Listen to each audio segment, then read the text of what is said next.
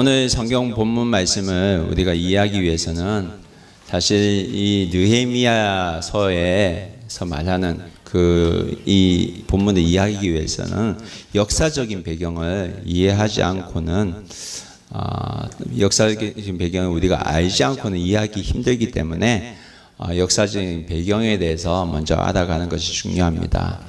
그래서 오늘 이 시간은 먼저 역사적인 배경에 대해서 여러분에게 먼저 설명하겠습니다. 여러분, 이스라엘 나라에 대해서 들어봤죠? 예, 이스라엘 역사에 대해서 이제 설명하겠습니다. 여러분, 이스라엘은 어떻게 시작된 나라인지 아십니까? 이스라엘 어떻게 시작됐죠?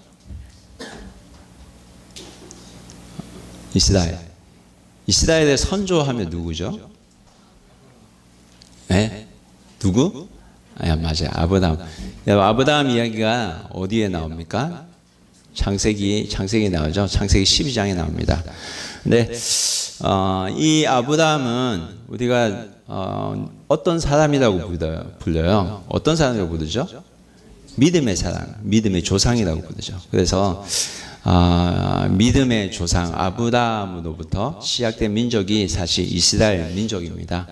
그래서 사실 이스라엘 민족은 믿음으로 살아가는 사람들이 이스라엘 민족입니다. 쉽게 말하면 우리가 히브리서에 우리가 묵상을 했잖아요. 히브리서 말씀에 아브라함에 대해서 기록된 구절이 나옵니다. 그것이 어디 나오냐면 히브리서 11장 8절부터 나와요. 그래서 오늘은 믿음의 조상 아브라함에 대해서 이스라엘 나라에서 설명하는데 히브리서 말씀을 가지고 설명하겠습니다.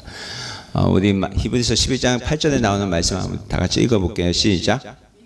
아브라함은 부르심을 받았을 때 순종하여 장래 유업으로 받을 땅에 나아갈새 갈 바를 알지 못하고 나아갔으며 믿음으로 다시 9절 시작. 믿음으로 그가 이방 땅에 있는 것 같이 약속의 땅에 거주하며 동일한 약속을 유업으로 함께 받을 이삭 및 야곱과 더불어 장막에 거하였으니 10절 이는 그가 하나님이 계획하시고 지으실 터가 있는 성을 받았습니다. 아멘. 우리 8절 말씀 다시 보여주시겠어요? 예, 믿음으로 아브라함 부르심을 받을 때 순종하여 장래 유업으로 받을 땅에 나갔다라고 말씀하고 있습니다. 여러분 이 말씀 기억하세요? 창세기 12장 말씀에 보면 하나님께서 아브라함을 부르시는 장면이 나옵니다. 제가 읽어드릴게요. 창세기 12장 1절 말씀이죠. 창세기 12장 1절 말씀에 하나님께서 어떻게 아브라함을 부르셨는가? 창세기 12장 1절 찾으신 분 다 같이 읽고요. 2절 3절까지 읽겠습니다. 시작. 여호와께서 아브라함에게 이르시되 너는 나의 고향과 친척과 아버지의 집을 떠나 내가 너에게 보여줄 땅으로 가라. 내가 너로 큰 민족을 이루고 내게 복을 주어 내 이름을 창대하게 하리니 너는 복이 될지라. 너를 축복하는 자에게 내가 복을 누리고 너를 저주하는 자에게 내가 저주하리니 땅의 모든 족속이 너로 말미암아 복을 얻을 것이라 하신지라. 4절 보면 이에 아브라함이 여호와 말씀을 따라갔고 라고 나옵니다. 다시 돌아오시면 그래서 사실 믿음으로 아브라함은 하나님 음성을 듣고 따라갔습니다. 그래서 장래 유업으로 받을 땅 하나님께서 주시려고 하는 그 땅에 나아갔는데 알지 못하고 나아갔다고 성경은 말하고 있어요. 알지 못하고. 이 말은 무슨 말일까요? 알지 못하고 믿음으로 갔다는 말입니다. 믿음으로. 이해가 되십니까? 그리고 믿음으로 아브라함이 그렇게 하니 믿음으로 그 다음에 그가 이방 땅에 있는 것 같이 약속의 땅에 거주하여 동일한 약속을 유업으로 함께 받은 누구? 이삭 그리고 야곱과 더불어 장막에 거하였다고 합니다. 여러분 이삭은 누구일까요? 아브라함의 아들이죠. 그럼 야곱은 누구일까요? 이삭의 아들. 아브라함의 아들. 예, 이삭의 아들. 다 믿음으로 살아갔다는 겁니다. 근데 믿음으로 살아갔기 때문에 하나님께서 이스라엘이란 이름을 누구에게 주냐면 야곱에게 주죠. 야곱이 믿음으로 살아갔을 때 내가 너를 야곱이라 하지 않고 이스라엘로 하리라. 그래서 이스라엘이란 이름이 됩니다. 그리고 이스라엘에게서 몇 명의 아들 나왔죠? 12명의 아들 나오죠. 그래서 12부족, 이스라엘이 12부족이 됩니다. 그래서 이스라엘이라는 민족은 믿음으로 시작한 사실 민족입니다. 그래서 이 사람들이 하나님께 선택받은 것은 너희가 믿음으로 어떻게 사는지 이 땅 사람에게 보여줘라. 이러한 의미로 하나님께서 선택하신 민족이 어느 민족? 이스라엘 민족입니다. 그래서 오늘 말씀을 보면 이 사람들이 믿음으로 약속의 땅에 거하면서 나아갔는데 가족들과 함께 어디에 거했다고 합니까? 장막에 거했다고 하죠. 그래서 이들은 장막에 거하면서 떠돌이 생활을 하게 됩니다. 장막. 여러분 장막, 이스라엘 장막 아세요? 장막 생활. 장막 생활 어떠냐면 이 사람들이 믿음으로 하나님께서 허락하신 그 땅을 내가 알지 못하지만 하나님께서 허락하신 땅이 있다는 것을 알고 믿음으로 갔어요. 그래서 이 사람의 실제 생활은 사실 떠돌이 생활이었어요. 떠돌이 생활이지만 잠을 잘 때 어디서 잘까요? 장막에서 자죠. 그래서 장막을 치고 자는데 하나님께서 이들에게 허락하신 계명들이 있었어요. 왜 계명을 주셨을까요? 믿음으로 살아가기 위해서. 그래서 장막을 치는 게 또 하나님께서 그 중심에, 장막의 중심에 뭐를 두셨냐면 뭐가 있죠? 성막이 있죠. 이스라엘 12부족이 있고요. 그리고 중간에 성막을 두었습니다. 이 성막에서 무엇을 했을까요? 이들은 하나님께 예배 드리는 삶을 살았죠. 그래서 레위 지파를 통해서 이들은 각 부족에서 예배자로 하나님께 섬기기도 하셨습니다. 그래서 여기 보시면 레위 지파는 안 보이죠. 레위 지파는 각 부족에 들어가서 예배 인도자로 섬겼습니다. 그래서 장막의 중심에는 항상 뭐가 있었다면 하나님께서 임재하신다, 하나님께서 너희와 함께 하신다는 것을 나타내는 성막이 있었고요. 하나님께 예배 드리는 삶을 그는 떠돌아다니면서 하게 됐습니다. 그러다가 이 이스라엘 백성이 하나님께서 허락하신 땅에 도착하게 되죠. 여호수아가 그 믿음대로 나아가서 하나님께서 허락하신 가나안 땅에 거주하게 됩니다. 거주하게 되면서 이들이 하나님께서 아브라함에게 허락하신 복을 주셔서 이들의 자손이 점점 어떻게 될까요? 많아집니다. 많아지니까 이스라엘 사람들이, 백성들은 무언가를 원해요. 무엇을 원하냐면 왕을 원합니다. 그래서 이스라엘 백성들은 사무엘이라는 선지자에게 왕을 세워주기 원합니다. 그래서 왕으로서 사울 왕이 되어서 첫 40년간을 이스라엘을 다스리고, 그리고 그 다음 왕이 누가 되죠?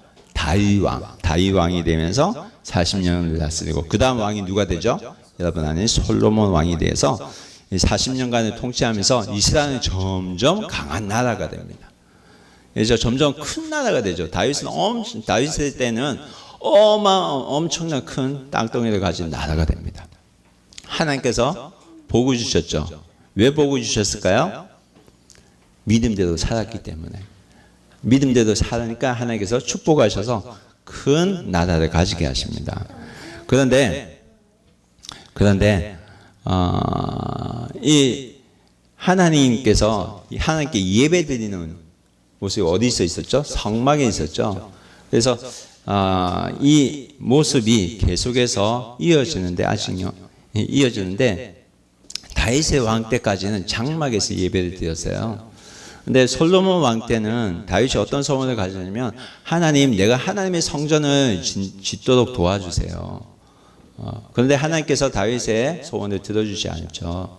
왜? 다윗이 혈기를 부렸거든요. 자기 마음대로 했거든요. 그래서 하나님께서 솔로몬 때에 그것을 허락하셔서 솔로몬 때에 뭐를 짓게 되냐면 하나님이 계시는 성전을 짓게 됩니다. 그래서 예루살렘에 큰 성전이 생깁니다. 그래서 이와 같은 성전을 만들어요. 어마어마한 크기의 성전을 만들죠. 그래서 이곳에서 이스라엘 백성이 무엇을 하게 됐냐면 무엇을 했을까요? 하나님께 예배를 드렸습니다. 네, 몇 년 동안 예배를 드리게 됐냐면 이게 성전된 게 BC 950년이래요.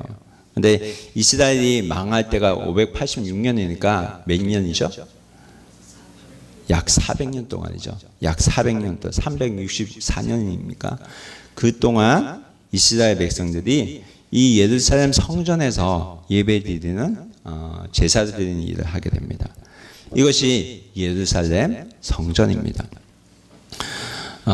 왜 예루살렘 성전에서 예배드렸을까요? 하나님 말씀을 그대로 따르고 하나님 말씀 믿고 살아가기 위해서 하나님께서 솔로몬에게 허락하셔서 이런 큰 성전을 짓고 또 하나님께 예배드리게 됩니다.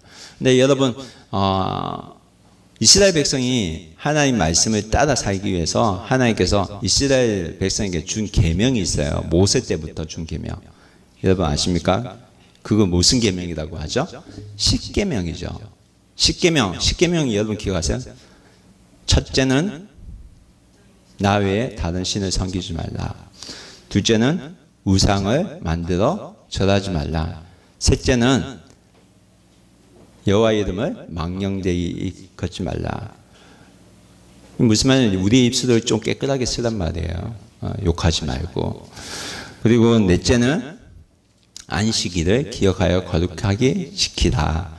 그래서 하나님을 기억하는 날 만들어서 육체에 평안을 주라. 그런 말씀을 주셨죠. 그리고 다섯째는 내 부모를 공경하라. 그래서 부모님 공격하는 거, 사람에게 친절하게 대하는 것에 대해서 말씀해 주셨고요. 여섯 번째는 살인하지 말라. 살인하지 말라. 그리고 일곱 번째는 간음하지 말라. 그리고 여덟 번째는 도둑질 하지 말라. 그리고 아홉 번째는 거짓 증거하지 말라. 열 번째는 내 이웃의 집을 탐내지 말라. 그래서 사실 1계명에서 4계명까지는 하나님을 사랑하는 법, 그리고 5계명부터 10계명까지는 이웃을 사랑하는 법에 대해서 하나님께서 말씀하셨어요. 그래서 이 계명이 어느 때까지 이어지냐면 하나님께서 모세를 통해서 이스라엘 백성을 이집트 땅에서 건져내시고 이때까지 하나님께서 계속 말씀하셨어요. 그런데 계속 말씀하셨는데 이스라엘 백성은 어떻게 하죠? 하나님 말씀 그대로 들었을까요? 안 들었을까요? 잘 안 듣죠. 그래서 우상 숭배를 하고 우상 숭배를 하면 하나님께서 또 꾸짖으시죠. 그러면 또 망하고 그런 역사가 계속 반복됩니다. 근데 솔로몬 왕 때에 하나님을 예배하는 이런 신전까지 지었는데 근데 솔로몬 왕 때부터 무엇이 생기냐면 솔로몬 왕궁 안에서 우상 숭배를 하는 일이 일어나요. 어떻게 해서 일어났을까요? 솔로몬 왕이 여자를 좋아했어요. 그래서 결혼 엄청 하죠. 정략적인 결혼을 하죠. 그래서 이방 땅의 왕비들, 공주들을 데리고 와서 결혼하죠. 그러면서 그들이 섬기는 우상을 그대로 안으로 데려와서 그대로 행하도록 하죠. 그래서 사실 이 예루살렘 성전보다 더 컸던 것이 뭐냐면 솔로몬이 사는 집이었어요. 그곳에서 뭘 했다고? 우상 숭배를 했죠. 그래서 하나님께서 결국 어떻게 합니까? 하나님께서 솔로몬을 치시죠. 야단치시죠. 그래서 솔로몬은 자식들이 어떻게 돼요? 엉망이잖아요. 그래서 결국 이 나라가 어떻게 됩니까? 솔로몬 왕 때부터 분열이 되죠. 그래서 어떻게 되냐면 나라가 갈라집니다. 르호보암, 여로보암 이래가지고 북이스라엘과 남유다로 갈라지죠. 이 갈라진 원인이 뭐일 것 같아요? 우상 숭배예요. 하나님 말씀을 제대로 믿지 않고 살아가지 않은 그 우상 숭배로 인해서 이 이스라엘이 하나 되었던 이 나라가 갈라지는 그런 일이 일어나게 됩니다. 그런데 이 분열이 일어나면서 북이스라엘의 왕이 뭐라고 합니까? 거짓 우상을 세우고 이것이 정말 하나님이니까 너희가 이 거짓 우상을 성게다 해서 금송아지를 만들어요. 그래서 이 분열된 나라로 계속 진행이 되지만 이 분열된 왕국 중에 하나님을 제대로 예배드린 왕은요 북이스라엘은 한 명도 없었어요. 오직 남유다에서만 몇 명 있었어요. 왜? 남유다는 계속 하나님 믿는 신앙을 그래도 이어갔거든요. 그래서 이러한 일이 계속 이어지게 됩니다. 그래서 결국은 북이스라엘이 어떻게 될까요? 여러분 어떻게 될 것 같아요? 망하게 되겠죠. 왜? 하는 말씀도 살지 않았기 때문에. 그래서 북이스라엘은요, BC 722년에 아스루라는 제국에 망하게 됩니다. 그리고 아스루라는 제국은 어떤 나라죠? 굉장히 강한 나라인데 이 민족을 완전히 뿌리조차 없애려고 했어요. 그래서 뿌리 민족 말살 정책을 씁니다. 그래서 이 민족을 없애기 위해서 이들이 어떤 정책을 쓰냐면 막 결혼시켜요. 피가 섞이게 하죠. 그래서 이 사람들은 사실 하나님이 선택받은 민족으로 생각하고 살고 있던 사람이었어요. 그래서 나는 거룩한 하나님의 아브라함, 하나님께서 선택하신 아브라함의 피가 흐르는 민족이라는 그 자부감이 있었는데 아수르 이 나라에 망하게 되면서 어떻게 됩니까? 강제로 결혼하니까 피가 섞이게 되잖아요. 그래서 생겨난 민족이 뭐냐면 사마리아 민족입니다. 그래서 남유다 사람들은 피가 섞이지 않기 때문에 이 남유다 유대인들 순수 혈통을 가진 사람들이 나중에 어떻게 합니까? 사마리아 민족을 막 멸시하잖아요. 피가 섞인 더러운 민족이라면서. 그래서 그 신약 시대 때 그런 일이 나타납니다. 그래서 그렇게 망하고 남유다는 어떻게 됐을까요? 남유다도 우상 숭배를 결국 하게 돼요. 하나님 떠난 믿음 생활을 말씀 생활에서 전혀 관계없는 생활을 하게 됩니다. 그래서 결국 어떻게 될까요? 이 나라도 망할까요? 망하지 않을까요? 망하죠. 그래서 이 나라는 바벨론이라는 나라가 침략을 합니다. 그래서 이 사람들은 남유다는 어디 사람이요? 남유다에 뭐가 있었냐면 예루살렘 신전이 있었어요. 그렇기 때문에 망하게 되는데 바벨론은 나라에 망하고 그 북이스라엘은 아수르에 사람들 다 잡혀가고 유다는 바벨론에 망하고 이 바벨론의 나라는요 성경에 보면 바사 제국에 의해서 또 망한다고 해요. 이 바사 제국은 어떤 나라인 것 같아요? 역사 시간에 나옵니다. 페르시아. 그래서 바사 뭐지? 페르시아 제국입니다. 페르시아. 이 페르시아 제국이 바벨론을 또 승리하죠. 그래서 바벨론이 또 페르시아 제국이 망해서 이 페르시아 제국은 이 사람들 끌고 이 바벨론의 나라로 끌고 갑니다. 바벨론에 끌려가서 또 이 바벨론이 페르시아 제국이 망하게 됩니다. 그래서 사실 이스라엘 여기에 살던 사람이 다 어디로 가요 지금? 다 이쪽으로 흩어져요. 그래서 이 거리가 1200, 1300km 정도 된답니다. 걸어서 가면 3, 4개월 걸리는 거리죠. 그래서 다 뿔뿔이 흩어집니다. 그래서 성경의 구약의 역사를 보면 하나님 말씀을 제대로 듣지 않아서 결국 이스라엘 민족은 어떻게 돼요? 뿔뿔이 흩어지고 맙니다. 그래서 그때까지가 그 앞에 여러 가지 역대 상하까지의 이야기고요. 그리고 이 사람들은 다 어떻게 돼요? 포로죠. 포로 생활을 하는 이스라엘 모습들을 이제 기록한 이 성경이 어디냐면 에스라, 느헤미야, 에스더입니다. 우리가 이건 에스라, 느헤미야, 에스더. 느헤미야 읽었죠.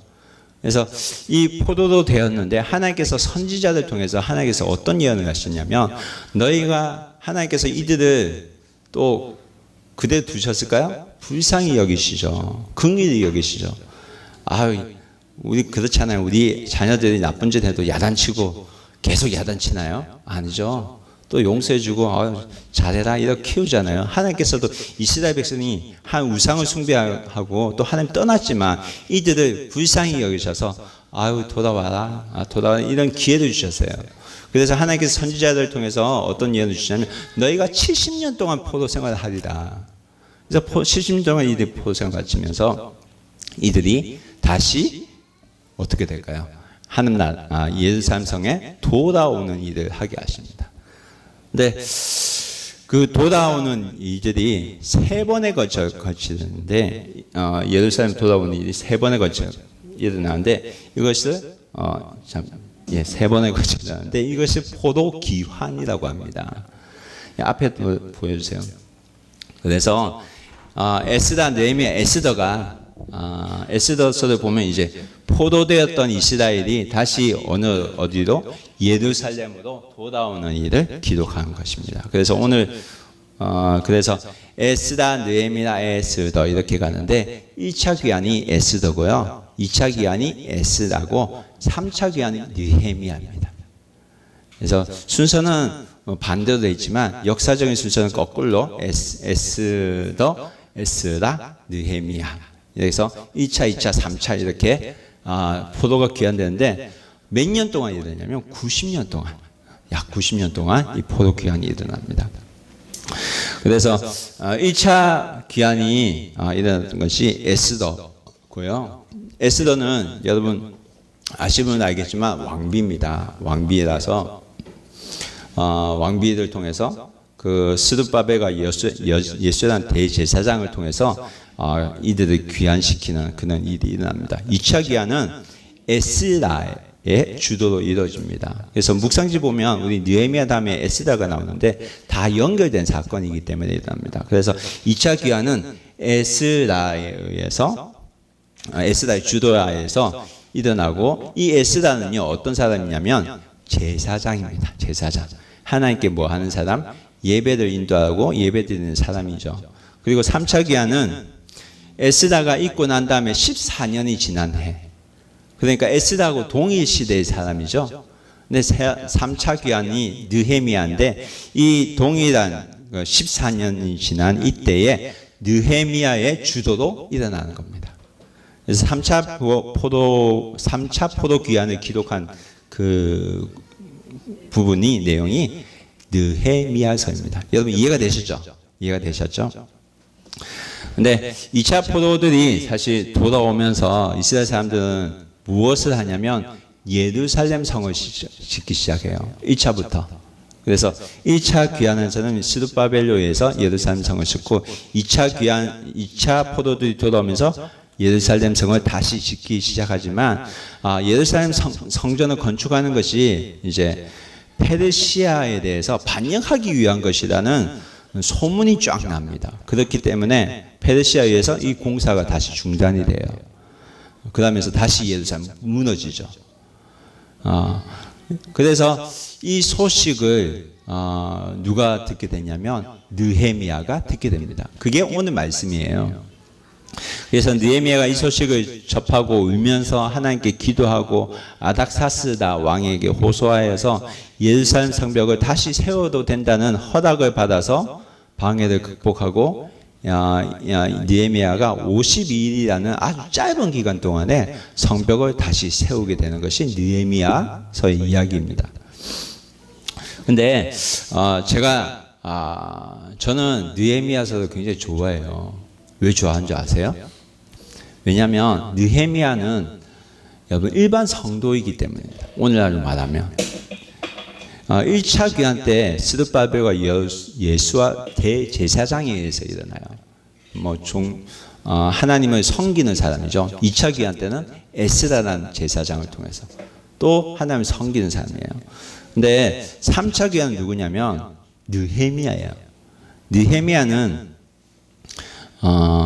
오늘날 바꿔 말하면 목사가 아닌 일반 성도예요. 성도. 여러분 느헤미야 직업이 무엇인지 아십니까? 느헤미야 직업 수상궁에 있었죠. 수상궁. 궁에서 일하는 사람이었어요. 궁에서 뭐 하는 사람이 있을까요? 왕에게 술을 따라주는 사람이었어요. 술 따라주는. 그래서 여러분 요즘에도 그런 직업이 있는지 모르겠어요. 술 따라주는 직업 있나요? 밤문화에 있겠죠. 그런데 옛날에는 그게 있었대요. 수상궁에서 무엇을 했냐면 왕에게 술을 따라주는 사람. 술 따라주면서 뭐를 했을까요? 아무 말도 안 했을까요? 아우 맛있는 수레요. 이건 무슨 수레요? 말하지 않았을까요? 그래서 왕하고 굉장히 친밀하게 이야기할 수 있는 그런 직업을 가진 사람이었어요. 근데 느헤미야가 사실 이 일이 가능했던 이유는 사실 하나님께서 느헤미야는 어떤 나라 민족 사람이죠? 유대인이죠. 근데 유대인인데 지금 어디에서 일하는 거예요? 페르시아. 근데 페르시아에서 유대인을 섰단 말이에요. 이게 뭐냐면 사실 느헤미야의 계모가 누구냐면 사실 에스다입니다. 에스더. 여러분 아닥사스다 왕은요, 우리가 알고 있는 왕후인 에스더의 남편이 누구냐? 아하스웨르 왕입니다. 그의 아들이 누구냐면 아닥사스다 왕입니다. 이해가 되세요? 그래서 아닥사스의 계모가 누구냐면 에스더입니다. 그래서 사실 느헤미야가 발탁받기 쉬웠던 것도 있습니다.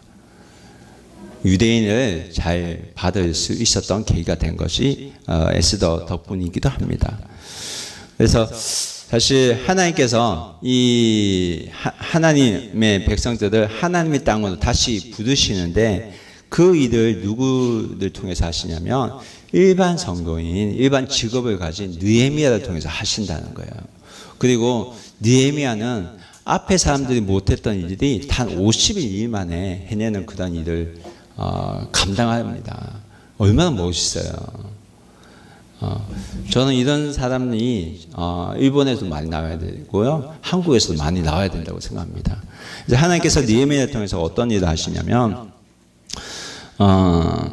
하나님 백성을 고국의 땅에 다시 세우는 하나님 분명한 손길이 있다는 것을 누구를 통해서 보여주시냐면 느헤미야를 통해서 보여주신 거예요.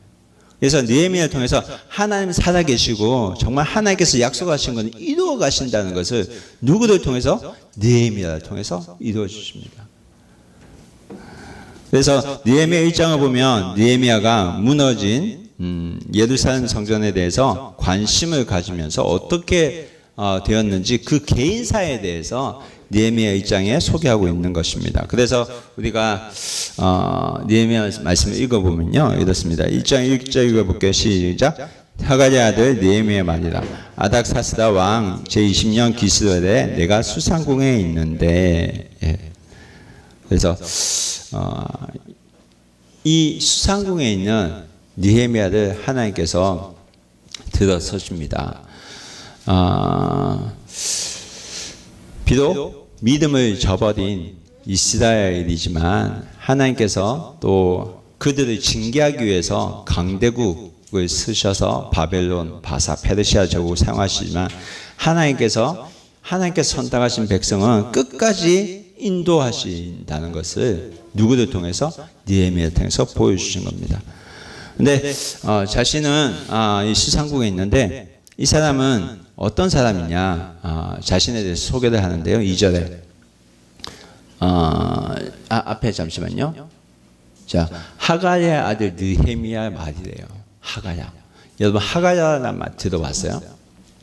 안 들어봤죠? 성경에 여기 단 한 문제 나와요. 하가랴.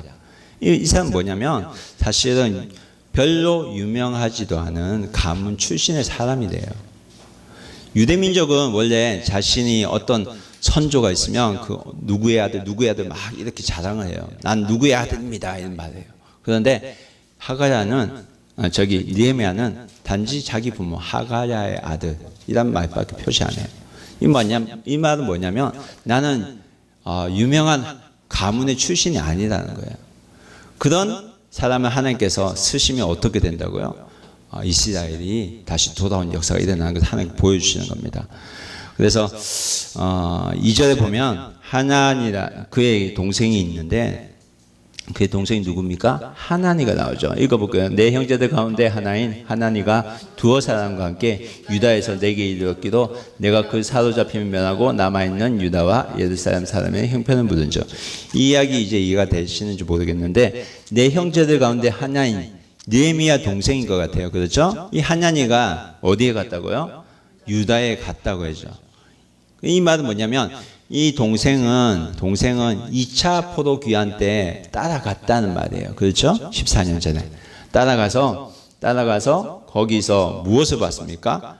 예루살렘 성전이 어떻게 됐다는 것을 눈으로 봤어요. 그리고 돌아와서 누구에게 말합니까? 유다와 예루살렘 성편을 누가 묻어요? 이느헤미가 묻으니까 그 대답을 하게 됩니다. 어떤 대답을 할까요? 이거 보겠습니다. 시작. 그들이 내게 이르되 사로잡힘을 면하고 남아있는 자들이 그 지방 거기서는 큰 환난을 당하고 능력을 받으며 예루살렘 성은 허물어지고 성문들은 불탔다 하는지라. 어떤 소식을 듣습니까? 굉장히 참담한 소식을 듣죠. 하나님께서 분명히 귀환을 시켜주셨는데 나도 언젠가 돌아갈 건데 지금은 내가 왕궁에서 일하고 있기 때문에 못 갔잖아요. 2차 귀환 때. 근데 언젠가 나도 가고 싶은데 하나님이 선택하신 그 땅에 내가 돌아갈 건데 근데 그 땅에서 일어나는 소식을 동생을 통해서 들었는데 어떤 소식이에요? 완전히 소망이 사라진 희망이 없는 그런 소식이잖아요. 어떤 일이 일어납니까? 사람들이요 그곳에서 환난을 당한대요. 능욕을 당한대요. 능욕은 뭡니까? 굉장히 부끄러운 수치를 느낄 것 같은 그런 일을 당하고 있대요. 그리고 자신이 생각했던 하나님이 섬겼던 그 예루살렘 성전은 어떻게 돼요? 불타고요. 그리고 성문들도 불타고. 그래서 완전히 희망이 없는 그러한 소식을 듣게 됩니다. 느헤미야가 동경했던 내 고향 그 소식은 너무나 기대와 달리 너무나 참담했습니다. 여러분 우리가 소망했던 것이 물거품처럼 사라지고 희망도 보이지 않을 때 그런 삶을 여러분 만약 경험한다면 여러분 우리는 어떻게 하면 좋을까요? 오늘 말씀이 여러분에게 힘이 되기 원합니다. 여러분 만약에 그런 일을 내가 경험한다면 내가 소망하는 것들이 내가 가고자 하는 그 땅에 소망이 보이지 않고 희망이 보이지 않을 때 여러분 어떻게 하겠습니까? 여러분 어떻게 할까요? 나는 내년에 어디 갈 거야. 그런데 그 약속이 다 캔슬됐다. 어떻게 할 거예요? 모든 재산을 다 걸고 거기 가기도 약속했는데 사기꾼이 다 가져갔대요. 다 말아버렸대요. 어떻게 할까요? 어떻게 할까요? 여러분 같으면 어떻게 하겠어요? 기도하지 않겠어요? 기도하잖아요. 어려우면. 어떻게 했을까요? 기도하죠. 그래서 느헤미야도 어떻게 했냐 보면 느헤미야도 기도해요. 여러분 내 힘으로 아무것도 할 수 없고 내가 할 수 있는 건 아무것도 없다고 생각할 때 우리가 할 수 있는 것이 뭐냐면 여러분 기도입니다. 뭐라고요? 기도. 여러분 느헤미야가 이 소식을 듣고 무엇을 할까요? 4절 말씀 읽어보겠습니다. 내가 이 말을 듣고 앉아서 울고 술 동안 슬퍼하며 하늘의 하나님 앞에 금식하며 기도하여 5절 읽어볼게요. 이르되 하늘의 하나님 여호와 크고 두려우신 하나님이여 주를 사랑하고 주의 계명을 지키는 자에게 언약을 지키시며 긍휼을 베풀하신 저여 간구하나이다. 여러분 4절에 보면 느헤미야는 금식하면서 기도했대요. 수일 동안 슬퍼하며 하나님 앞에 금식하며 기도했답니다. 여러분 금식하며 기도했다는 것은 무슨 말이죠? 밥도 안 먹고 기도했단 말이죠. 밥 안 먹고 기도했어요. 무슨 상관이길래 밥도 안 먹고 기도했을까요? 여러분 사실 느헤미야는요 페르시아 왕궁에서 일하는 수상궁에서 일하는 아주 편안한 생활을 할 수 있는 그런 사람이에요. 그런데 그가 이 소식을 듣고 밥도 안 먹고 기도했대요.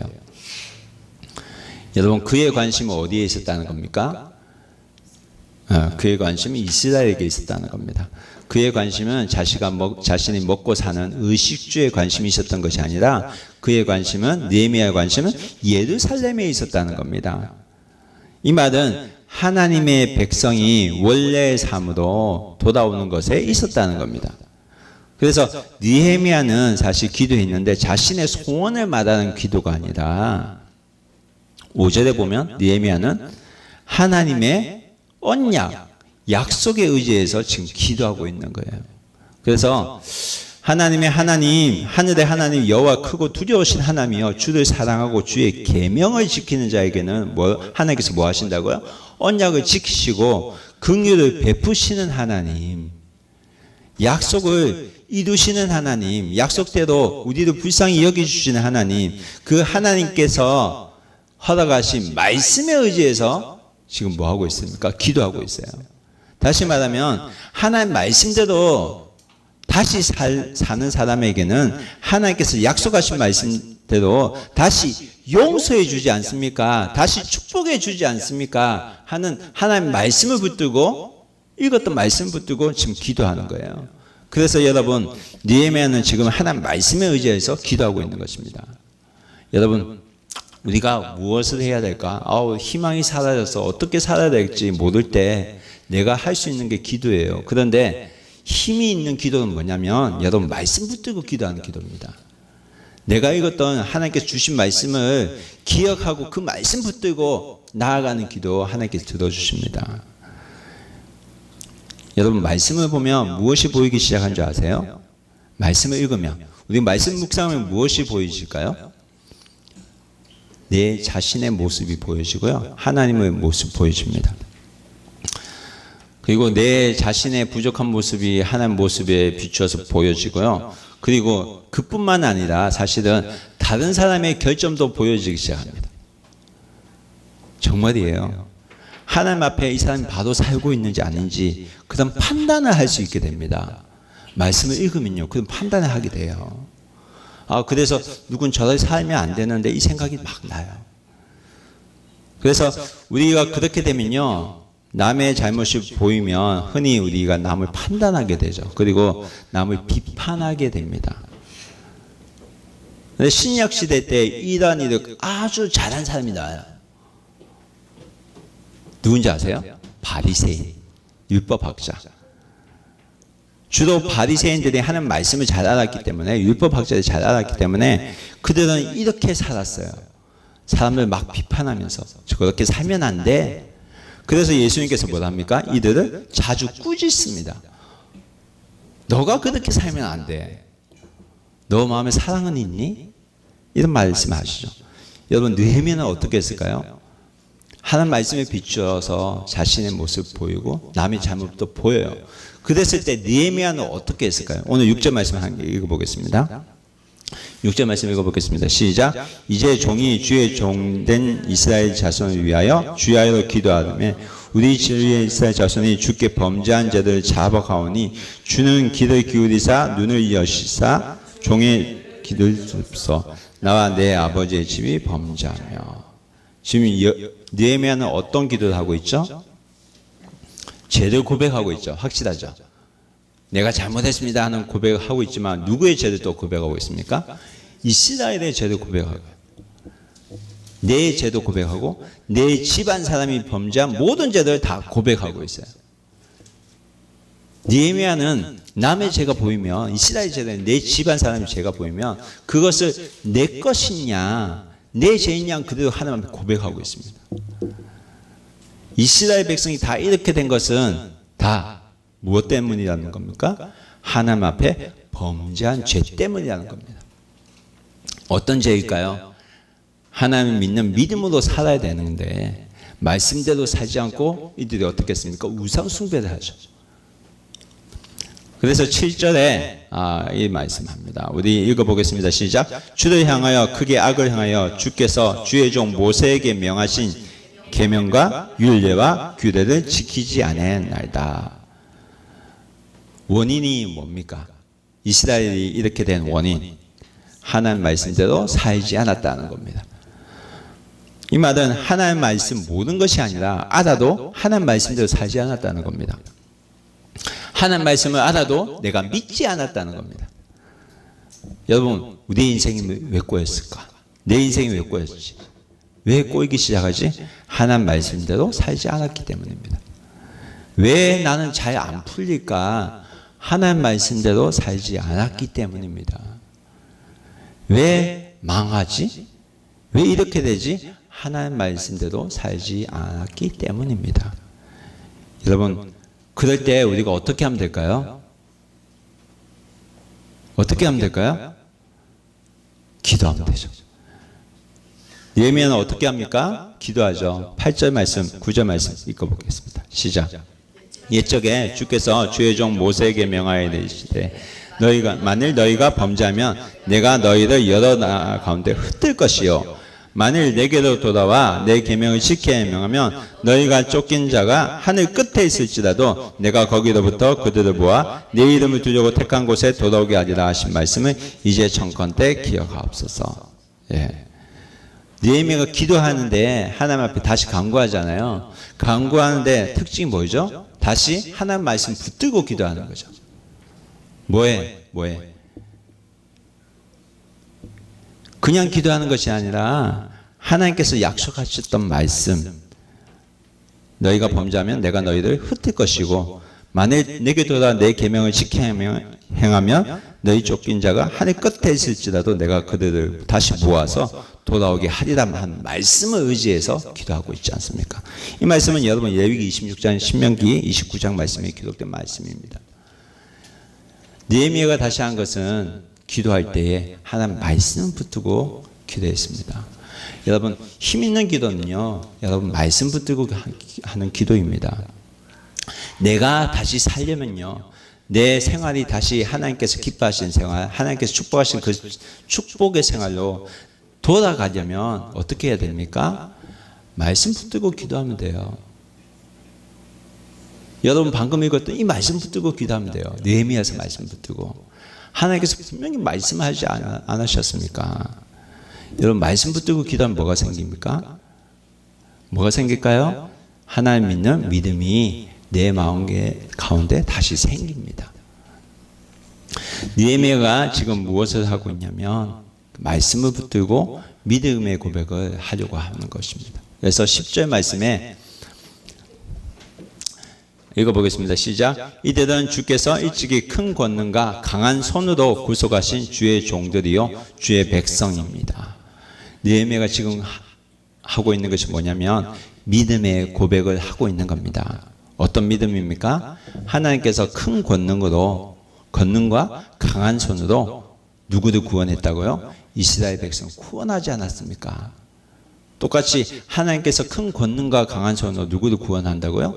우리를 구원해 주시지 않겠습니까? 하는 믿음의 고백입니다. 이집트에서 노예 생활을 하던 이스라엘 백성들을 하나님께서 큰 권능으로 이미 일찍이 구원해 주셨고 비록 포로로 잡혀왔지만 하나님의 백성은 지금도 변함이 없기 때문에 그렇게 해주실 것을 고백하고 있는 겁니다. 여러분 믿음의 고백을 하면 하나님께서 그 믿음대로 사용하실 줄 믿습니다. 여러분 생활이 어떤 상황에 놓여질지라도 여러분 믿음의 고백을 하는데도 말씀 붙들고 믿음의 고백을 드리면 하나님께서 그 믿음의 고백대로 이루게 하십니다. 믿음의 고백을 드린 후에 느헤미야가 하나님께 드린 마지막 소원이 11절 말씀입니다. 다 같이 읽어보겠습니다. 주여 구하오느니 귀를 기울이사 종의 기도와 주의 이름을 경외하기를 기뻐하는 종들의 기도를 들으시고 오늘 종이 형통하여 이 사람들 앞에서 은혜를 입게 하옵소서 하였나니 그때에 내가 왕의 술 관원이 되었느니라. 결론적으로 약속의 말씀은 내가 기도하니까 붙들고 기도하니까 하나님께서 기도 들어주셔서 이 사람들 앞에서 응답해 달라고 느헤미야가 기도하는 겁니다. 여러분 여기에서 말하는 이 사람들 앞에서 은혜를 입게 하옵소서라고 하고 있는데 이 사람들은 누구일까요? 아닥사스다 왕입니다. 아닥사스다 왕 앞에서 은혜를 입게 하여 주옵소서. 느헤미야는 이 문제의 해결을 예루살렘이 망하고 무너지고 하는 문제의 해결을 누가 해줄 수 있는 거라 생각했다면 아닥사스 왕이 문제 해결의 실마리를 가지고 있다는 것을 그가 기억해냈습니다. 그래서 아닥사스다 왕에서 자신이 은혜를 입을 수 있기를 강조하며 기도하고 있는 것입니다. 왜냐하면요, 여러분, 느헤미야는 왕의 술관원이었어요. 왕의 술을 따르는 자가 이스라엘을 다시 재건시킨다는 것은 사실 연결시키기 어려운 일이에요. 그렇지 않나요? 왕의 옆에 계속 있어야 되는데. 그런데 느헤미야는 지금 약속의 말씀을 붙들고 지금 기도하는 것은 하나님께서 나를 그런 자리에 두고 있지만 하나님께서 나를 통해서 그 일을 행하실 것을, 이스라엘을 회복시킬 것을 바라고 지금 기도하고 있는 거예요. 그래서 실제적으로 현실적으로 누가 도와줄 수 있는지 구체적으로 하나님을 기도하고 있는 거예요. 지금 왕이 누구죠? 아닥사스 왕이잖아요. 그래서 왕을 통해서 나를 어떻게 쓰든지 이스라엘을 회복시켜주길 원한다는 그런 구체적인 기도를 느헤미야는 하고 있습니다. 여러분 기도를 할 때요, 내가 말씀을 붙들고 기도하지만 내 눈에 보여주는 하나님의 상황들이 있습니다. 이 사람을 통하면 어떻게 될 것 같아요. 그럼 그거 가지고 기도하세요. 기도는 구체적으로 기도할 때 하나님께서 들어주십니다. 여러분, 분명한 것은요,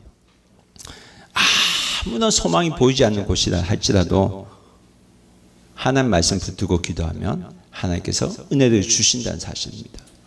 그리고 아무런 희망이 보이지 않는 그곳에 할지라도 포기하면, 믿음은 포기하면 안 된다는 사실을 우리에게 말씀합니다.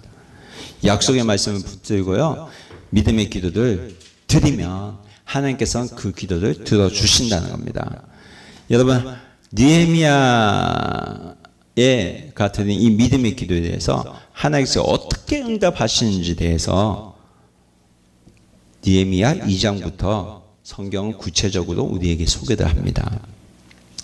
여러분, 히브리서 말씀 기억하세요? 히브리서는 믿음의 장이라고 많이 알려져 있습니다. 그래서 히브리서 11장 1절 말씀에 이런 말씀이 있습니다. 다 아시죠? 자주 들으셔서 아실 겁니다. 우리 읽어보겠습니다. 시작. 믿음은 바라는 것들의 실상이요 보이지 않는 것들의 증거니 선진들이 이로써 증거를 얻었느니라. 믿음은 바라는 것들의 실상이요 보이지 않는 것들의 증거니 선진들이 이로써 증거를 얻으니라. 여러분, 이 말씀 이해가 되세요? 어렵지 않아요? 일본어도 한번 볼게요. 믿음은 바라고 있는 것을 뭐 하는 거고요? 확신하는 거죠. 내가 바라고 있는 것이 이루어질 것이라는 것을 확신하는 거랍니다. 그리고 보이지 않는 사실을 확인하는 거래요. 그래서 믿음 바라는 것들을 확신하는 거, 보이지 않는 것들이 사실로 확인되는 것이라는 겁니다. 그래서 보이지 않는 것 증거라는 거예요. 선진들이 이로써 증거를 얻었느니라. 무슨 말이에요? 옛날 사람은, 믿음으로 살았던 사람은 이 믿음을 때문에 하나님으로부터 증거를 인정받았다는 거예요. 이 이야기를 말씀하고 있는 겁니다. 그래서 이걸 쉬운 세 번역으로 다시 소개할게요. 한번 읽어보겠습니다. 시작. 믿음은 바라는 것들의 확신이요 보이지 않는 것들의 증거입니다. 선조들은 이 믿음으로 살았기 때문에 훌륭한 사람으로 증언되었습니다. 누가 증언했다는 거죠? 하나님께서. 여러분, 믿음으로 살면 누가 인정해 주시냐면 하나님께서 인정해 주신다는 겁니다. 여러분, 살다가 우리는 많은 문제를 경험합니다. 그 경험할 때, 문제를 당면했을 때 우리는 어떻게 내 문제와 내 인생을 해결할지에 대해서 우리는 골몰하고 어떻게 해야 될지 방법을 찾게 됩니다. 여러분, 사람은요, 해결할 방법을 찾지만 하나님께서는요, 하나님께서 인정받을 사람을 찾는다는 사실을 우리가 기억해야 됩니다. 이것이 하나님의 방법입니다. 사람은요, 어떻게 하면 이 문제를 해결할 수 있을까 방법을 찾지만 하나님께서 찾는 것은 방법이 중요한 게 아니에요. 하나님께서 하나님께 인정받을 수 있는 사람을 찾고 계신다는 거예요. 그 인정받는 사람이 되면 어떻게 된다는 겁니까? 내 인생의 모든 것이 풀린다는 거예요. 이게 하나님의 방법입니다. 하나님께서는 인생 문제 해결 방법에 관심이 있는 것이 아니라, 우린 기도하잖아요. 하나님 어떻게 해주세요. 어떻게 해줬으면 좋겠습니다. 그런데 하나님께서는 거기에 관심 있는 것이 아니라 나에 대해서 그 사람 자체에 관심을 가지신다는 거예요. 여러분, 우리의 문제는 방법이 없어서 안 풀리는 게 아닙니다. 하나님께 내가 마음을 다해 경외하고 내 주어진 삶 가운데서 내가 하나님 말씀을 믿으려고 하고 말씀대로 살아보려고 하고 그런 노력을 한다면 하나님께서 나를 인정해 주실 것입니다.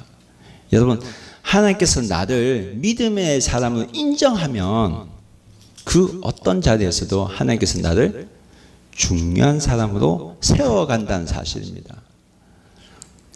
이해가 되셨나요? 이해가 되셨어요? 여러분, 우리가 하나님 사람을 준비되면요, 하나님께서 얼마든지 우리를 통해서 일하시고 우리의 문제뿐만 아니라 내 가족 문제, 내 나라의 문제, 그리고 이 세계의 문제를 해결하는 능력도 주시고 또 그다음 길도 열어주실 줄 믿습니다. 여러분, 믿음 포기하지 마십시오. 믿음 생활 포기하지 마십시오. 여러분, 믿음 생활은요, 말씀대로 살려고 노력할 때 하나님께서 그 길을 열어주세요. 믿음으로 살아갈 수 있도록 그 길을 만들어 주시고요, 그 길을 하나님께서 인도해 주세요. 하나님께서는요, 나를 통해서 하나님의 큰 약속을 이루어 가시는 하나님을 믿습니다. 하나님께서요, 일반 성도인 느헤미야를 들어주셔서 다른 제사장이 하지 못했던 그 큰 일을 누구를 통해서 하냐면 느헤미야를 통해서 이루어 주십니다. 그러한 일들이 우리 교회 모든 성도를 통해서 이루어지기를 소원합니다. 여러분, 약속의 말씀 붙들고 살아가길 소원합니다. 믿음을 가지고 살아가길 소원합니다. 믿음으로 살아가는 사랑하는 비전교회 가족이 되기를 주의 이름으로 축원합니다. 다 같이 기도하겠습니다.